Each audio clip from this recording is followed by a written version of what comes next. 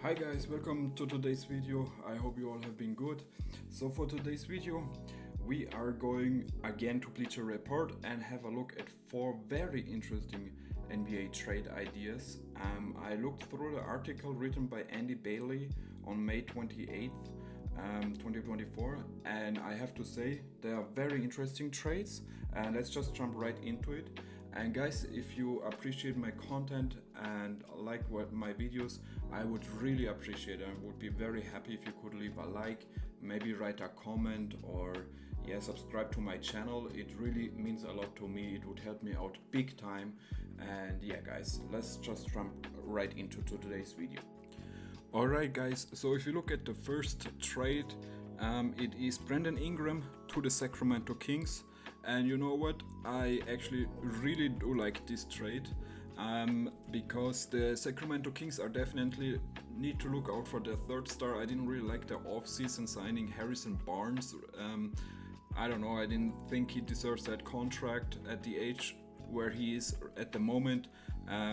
They also have to considering re-signing Malik Monk, which is most likely going to be difficult because he's going to ask for a lot of money, and the Kings are already paying Domantas Sabonis a huge contract. He's going to get even more money. He's going to make 216 million in total. So next year 42 million, then 44 or 45 million, 48, and then 51 million in the 2027 season. They're all guaranteed. So yeah, huge contract. De'Aaron Fox also on the max, 35 million next year, and then 37, and then he's going to ask for another contract. Barnes 18 million this next year, then 19 million 2025 season. Kevin Huerter the same 16, and then 17, all guaranteed. So yeah, it's going to be very interesting. Keegan Murray is also going to ask for some money in the 2026 season, and yeah, so it's going to be very interesting on the Sacramento part when it comes to salaries. But just like looking at the trade for a moment, so they say Brandon Ingram for Harrison Barnes, Kevin Huerter, and a 2027 first round pick. I think you do have to give that 2027 first round pick. It doesn't make a lot of sense without it. Can I see? No, it doesn't say me which pick it is. Probably their own pick, which we will see if it's going to be high. I think Brandon Ingram, Kevin Huerter, Brandon Ingram, De'Aaron Fox, Domas Sabonis, Malik Monk, if they can re-sign him, Keegan Murray, Trae Lyles. Very interesting starting lineup. So yeah, I do like them going for a third star.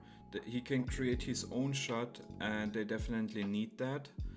I mean, Harrison Barnes is also under contract for 1 more year, making 36 million. So they definitely are going to be paying their big 3, Ingram, Fox, and Sabonis, a lot of money. Like I said, Malik Monk going to ask for some big money.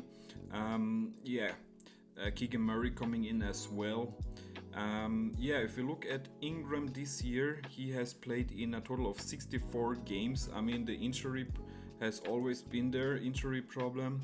He started all those games, 64 games, 32 minutes per game, 21 points per game, 5 rebounds, almost 6 assists, almost 1 steal, and half a block a game, 2.5 turnovers.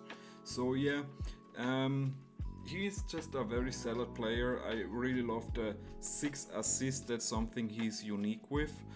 From the Kings side of the deal, I love it a lot. That 2027 pick is probably not going to be worth a lot. And yeah, getting away Kevin Huerter and Harrison Barnes doesn't hurt them at all if they can bring in Brandon Ingram. Let's look at the Pelicans side of the deal. So the Pelicans do have to make a decision. I think it didn't really work out, Zion and Ingram at the same team. They do have to make a decision there, I believe. And what we have seen from Zion this year, I think it showed us that he's the guy you want to build around.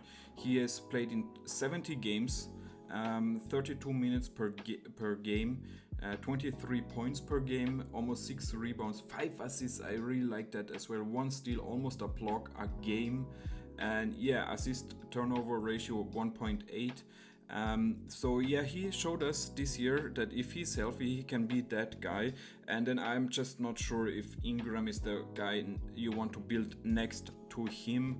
So if you look at them getting Harrison Barnes, Kevin Huerter, and that first round pick, I don't know what Harrison Barnes can bring you to the team.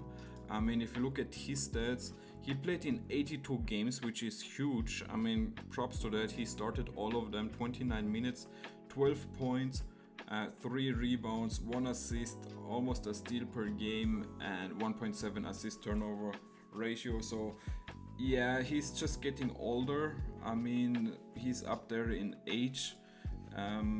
He is, I think, yeah, he's where can I see how old he is? He is, oh my goodness, where does it tell me? I'm sorry guys, I'm struggling here. So it's his 11th season. He has played in 11th season, of course, for the Kings, Mavs, and Warriors, and he's 32 years of age. So yeah, it's not good when it comes to the age. If you look at Kevin Huerter, he played in 64 games and 24 minutes, 10 points per game, 3 rebounds, almost 2.5 assists per game, almost a steal per game. So yeah, I think he would be the piece you get back. I do think it could work with him next to Zion much better because he's that 3-point specialist and he's still young, so it should be working. But yeah, I think it's just little to get back for the Pelicans. But again, Ingram is only under contract for 1 more year, and Kevin Huerter is a solid piece. That first round pick is also solid, and it might also be like the Hawks this year or last year when they traded John Collins away. They just wanted to give those minutes to somebody else like Jalen Johnson, and so with the Pelicans it could be the same.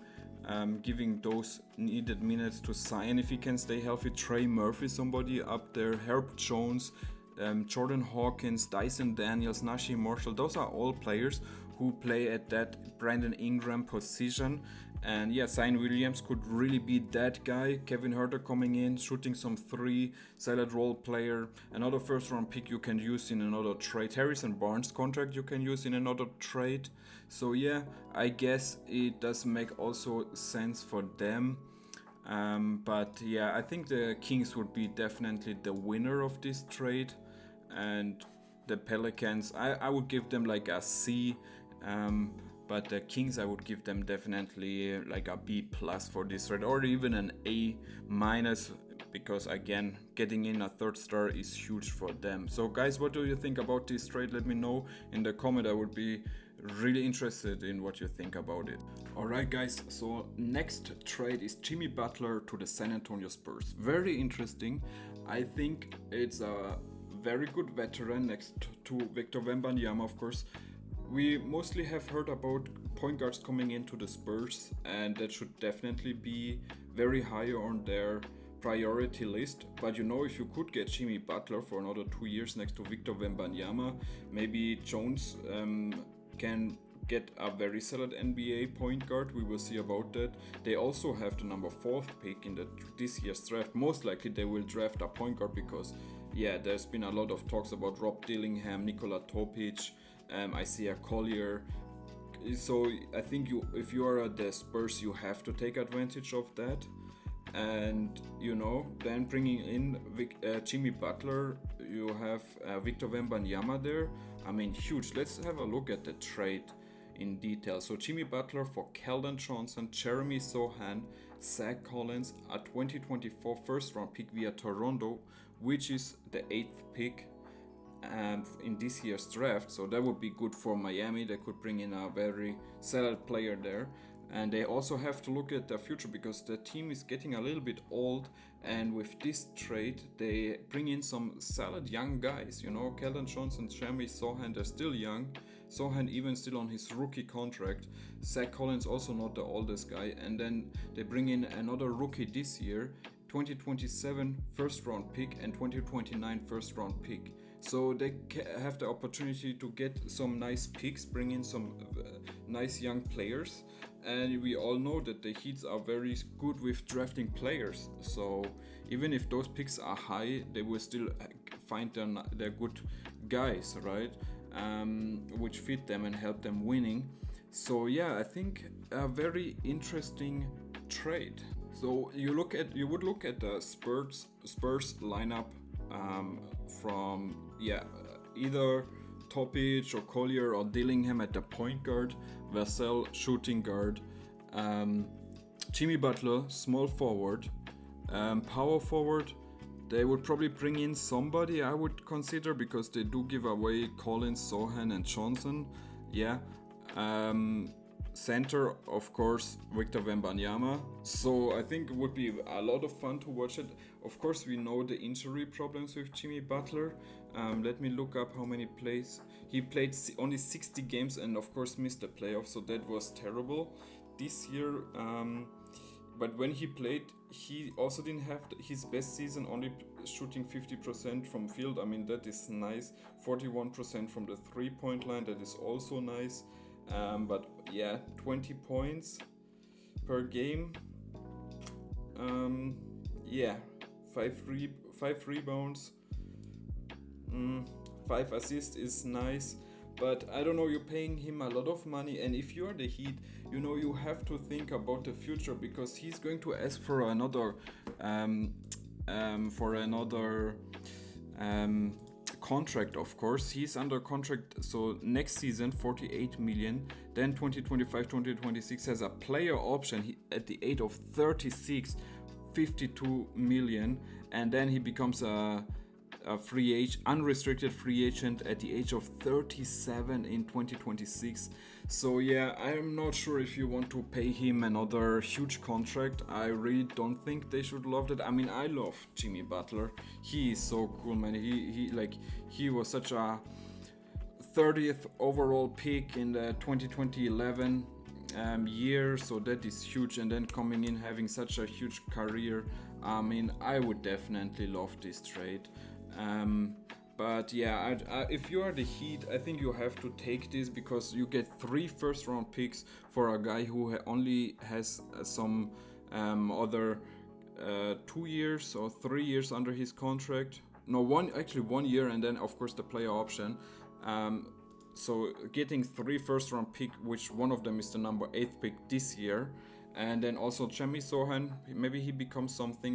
We know Heat culture, they love those kind of players. Keldon Johnson, you know, they would need some offense, and if he can do that again, that would be amazing. What he did like 2 years ago, I mean, he really looked solid, and he's still young. They can just give him a tryout, and he actually is a very team-friendly contract. So next year he makes 17.5 million, then 17.5 million again 2026 season, and becomes an unrestricted free agent at the age of 28. So there's really nothing you can do wrong. If I'm the Miami Heat, I would take this trade definitely. You get so much exciting talent back. And if I'm the Spurs, you know what? I also don't hate it, man. I don't hate it to get some help, some veteran help for Victor Wembanyama. I mean, come on, you know, there's definitely worse out there, and you know, I mean, even if he's injured, if he has injury problems, you know, he's still Jimmy Butler, who has seen a lot in this league, and just give him a chance. Just give him a chance in San Antonio. I love that. 1 or 2 years. Maybe you sign him for another year. I think Victor has a couple of more years on his rookie contract. So you are able to pay Jimmy Butler. If he's healthy, I mean, that is huge, man. Him next to Darius Vassell, Victor Wembanyama, a lot of fun. I love that. So I would give this grade for the Miami Heat an A. Because I just think there's not much more you can get out of Jimmy Butler at this age. And yeah, with his injury problems. If I'm the Spurs, I mean, giving up 3 first round picks, number 8 pick this year, I don't love it. I would give it a C. 3 first round picks. You also give away Keldon Johnson. I mean, he's been on the trade market or trade block for some time. Jeremy Sohan, I don't know. I would give it a C. So, guys, what do you think? Do you agree with me, or would you have given it a better grade? Let me know in the comment section. I would really love to know your opinion. The next trade I want to talk about is Trae Young to the Magic. Of course, that has been a rumor for a very long time. The Magics are just really looking for some shooting and some veteran point guard experience. They have a lot of young players. Markel Fultz, I don't know, his defense is really good, perimeter defense, but like he doesn't really bring much to the offensive side of the game. Then they also have Anthony Black, of course, and Cole Anthony, who probably is just a good backup point guard. I don't know if he's going to be a starter at some point. So yeah, they are definitely looking for some help there. I'm not sure what they're going to do with Markel Fultz, to be honest. And Anthony Black, interesting. Cole Anthony, like I said, is just for me a typical backup point guard. He has looked very solid this year. And let's have a look at the detailed trade. Of course, Trae Young for Cole Anthony, Anthony Black, Chet Howard, a 2025 first round pick via Denver. Okay, so that's not going to be very good. And 2027 first round pick and 2029 first round pick swap. So I guess if the Magic, they should be really good in 2027 if they can keep their team together. So I think those first round picks might not have as much as a value as you think. I think you want a little bit more for Trae Young when it comes to draft picks. I like the players, we'll talk about them in a moment, but when it comes to first round picks, I mean, a Denver pick, Jokic is just amazing. I mean, he's not going to stop, either KCP stays or not. I mean, at the end of the day, they're not going to be a lottery pick. And then a Magic 2027 first round pick, that's not going to be worth much either. And a 2029 first round pick swap, I mean, I don't know. I don't think it's much. Trae Young has a long contract, of course. He's under contract for next year. He makes about 46 million. Then has he's under contract in the 2026 season as well. Also like 48 million.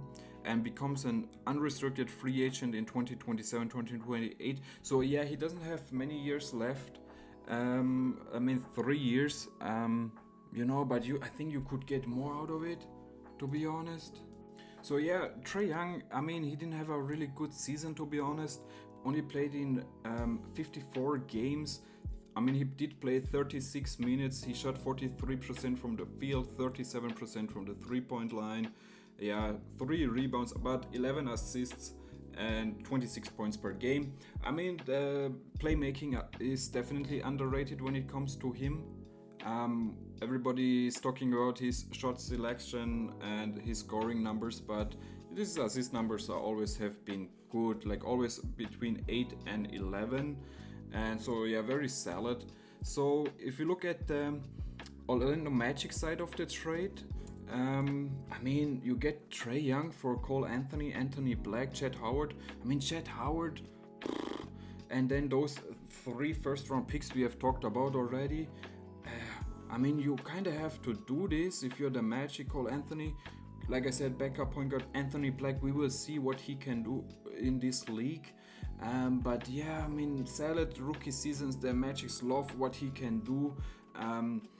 They are very high on him. They say he's a very intelligent player. He was, of course, their number 6 pick in this year's draft, or last year's draft. So he played in actually 69 games. He started in 33, about 17 minutes a game, 46% from the field, almost 40% from three-point line, 2 rebounds, 1 assist, 4.6 points per game. I don't know. I think the defense is what he brings to the game. I watched a lot of his games. They were exciting sometimes, and you can see that he's a very smart NBA player. He's also only 20 years of age, but that would mean the Atlanta Hawks are just going into a rebuild, and they just take whatever they can. They give their hands everything to DeJounte Murray and probably Alexander Sarr or whoever they take at the with the first pick. I don't know. Cole Anthony, he is also under contract for this year 13 mil, then next season 13 mil, club option in 2026 season 13 mil, becomes an unrestricted free agent in 2027 at the age of 27. I mean, that's a very team-friendly contract. I mean, he's a very solid NBA player, right? He played in 81 games, didn't start one, so that is actually funny. 22 minutes per game, 43% from the field, 34% from the three-point line, about 4 rebounds, 3 assists, and almost 12 points per game. I mean, if he gets hot, he is very fun to watch. Of course, he also had a better year, 2021, I think it was, when he scored almost like 16 points per game. And then Chet Howard, I mean, come on. What did he do in the G League? He didn't even play in the NBA, right? So if I look up his stats in the G League, he played in 29 games, 45% from the field, 37% from three-point line, 4 rebounds, 2 assists, not even a steal per game, 18.5 points per game in the G League. He averaged 32 minutes per game. I don't know, it's not much, man. I didn't like that pick when it happened. I didn't think he should go so high. I mean, I think if you're the Magic, you do this trade. You don't give up that much. I think it's like a solid A-. If you are the Hawks, I don't know, man. I don't like it. I think I would give it like a C+.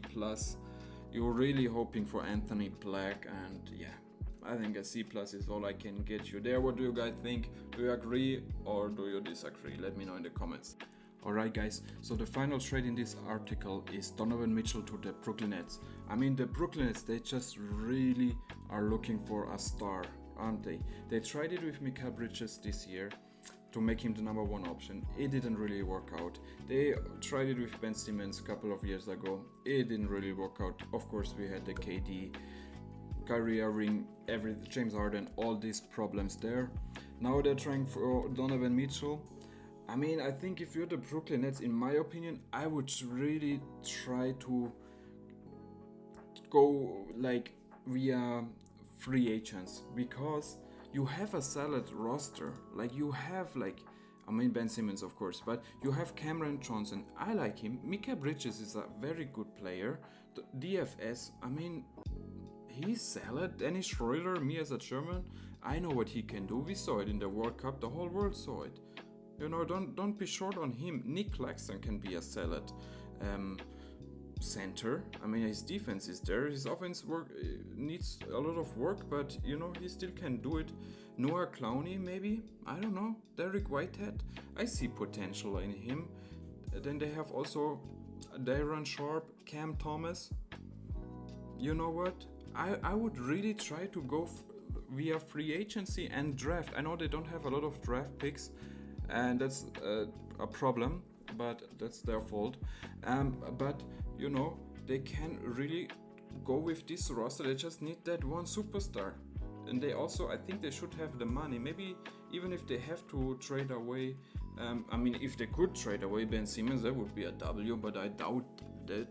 Alright guys, but that's my opinion. I would really try to go via free agency and draft, because the salad is not that bad. They just need that one superstar. And of course, in this article, Donovan Mitchell, I mean, he's a huge superstar. He can change the whole franchise, right? Let's have a look at the trade. And it says Donovan Mitchell for Cameron Johnson, DFS, Cam Thomas, and 2 first-round picks via Phoenix, 2027, 2029, and one in 2031. I think it's their own, the Brooklyn Nets ones. So you know, you get you move Cameron Johnson, DFS, Cam Thomas, and that's exactly what I meant. I think all of them are very solid free NBA players, and I'm not sure if I want to trade them. I really don't know. You know, Cam Johnson, I mean, of course I know he didn't have the best season, right? He also always has injury problems. I mean, he never had a fully healthy season. I mean, last year for the Brooklyn Nets, he only played 25 games. I mean, and then 17 for the Phoenix Suns, so that's like 40 games. This year for the Brooklyn Nets, he only played in 58 games, averaging about 28 minutes, 45% from the field, almost 40% from 3-point line, 4 rebounds, 2 assists, and 13.4 points per game. A very solid player. I mean, I'm not a huge fan of his salary. He is making a little bit too much money. This year he made 25. Next year it goes down to 23. I like that. 21 in the 2025 season. I love that. And then becomes a free agent in 2026 year. So, you know, it's not the worst contract, I guess. I thought it's worse, but it goes actually down, so that is nice. Then who else was in the trade? Cameron Johnson, DFS, Cam Thomas. I mean, of course, Cam Thomas, he's always fun to watch, right? Like this year he played in 66 games, only started in 51 games. I think he's a sixth man, you know. I think the NBA or the media or us fans, we don't give enough credit to sixth man of the year candidates, you know. So he only started in 51 games. I would make him a sixth man. But he averaged about 31 minutes per games, 36% from 3-point line, 44 from the field, 3 rebounds, 3 assists, and 22.5 points per game. Very good numbers. So, you know, we can look at Donovan Mitchell's contract situation really quick. He's under contract for 2 more years, but next year he has a player option. I mean, he is under contract next year, but in the 2025-2026 season, he has a player option and then becomes an unrestricted free agent in 2026. I mean, he had a very solid season, also had some injury problems, only played in 55 games this year, 37% from 3, 46 from field, so good numbers there, 86 from the free throw line, so very good numbers all around. 5 rebounds at his age is amazing, 6 assists, have a block like at his height is amazing, almost 2 steals and 26 or 27 you can actually say points per game. So I mean, he's such a good player, but I don't know, the Cavs have to make a decision, I guess, between him and Garland, and lately it has seen a little bit more towards Donovan Mitchell going out, but there always is some rumors about Garland as well, so I think they just have to make a decision. If they go to trade away Donovan Mitchell, you get back Cam Thomas, DFS, Cam Johnson, and 3 first-round picks. So you would have Garland, I guess Cam Thomas, Max Strus, or you could start actually Cam Johnson at the 3, and then at the 4, I guess Mobley, 5 Allen if you keep him. So still a good rotation. But yeah, I think for the Brooklyn Nets, I just don't really like it. I think they should go different routes, you know. I like those players. I like Cam Johnson, I like DFS, I like Cam Thomas. So I would give it like a C for the Nets, or like a B plus, I guess. On the other side, I mean, if you can get Mitchell, I mean, he is that star, right? He would like put your franchise there, right? So I guess I'm wrong. I think you have to give it, if you can get Mitchell, I think you have to give it like an A. So I give it an A minus. If you are the Nets, if you are the Cavaliers, oh my goodness, you get back some good players and you move a player who only is under contract for 2 more years. If he takes that player option, if he doesn't take that, it's only 1 more year.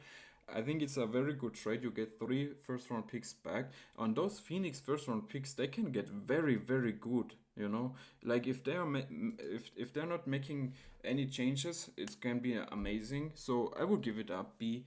Guys, what do you think about my opinion? What do you think about my grades? I would really appreciate if you could let me know what you think about it. I'm very interested. I'm going to read them, your comments, and yeah, just Yeah, just I would really appreciate if you could leave a like and subscribe to my channel. And yeah, guys, that's it for today's video. I love you, and I'll see you at the next one. Peace out.